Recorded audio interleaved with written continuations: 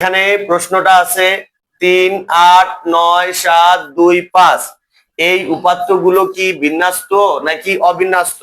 এটার উত্তর হবে অবিন্যস্ত। এটার উত্তর কি হবে? কেন অবিন্যস্ত? কারণ এই উপাত্তগুলো ঊর্ধ্বক্রম অনুসারেও সাজানো নেই, অধক্রম অনুসারেও সাজানো নেই। আর সাজানো নেই তাহলে ঊর্ধ্বক্রম মানে কি এবং অধক্রম মানে কি? ঊর্ধ্বক্রম মানে হলো ছোট থেকে বড়, আর অধক্রম মানে হলো বড় থেকে ছোট। একভাবেও সাজানো নাই, দেখো এলোমেলো সাজানো আছে।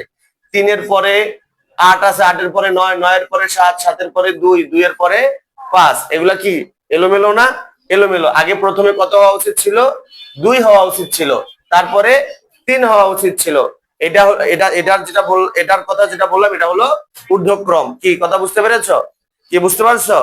এই বিন্যস্ত অবিন্যস্ত কাকে বলে এটা আগে ব্রেনের মধ্যে রাখতে হবে, ঠিক আছে?